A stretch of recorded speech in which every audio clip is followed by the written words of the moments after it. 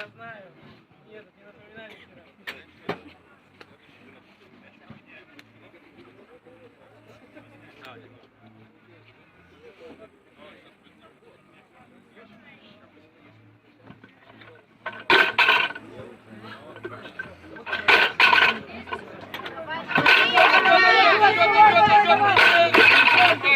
Вот молодец.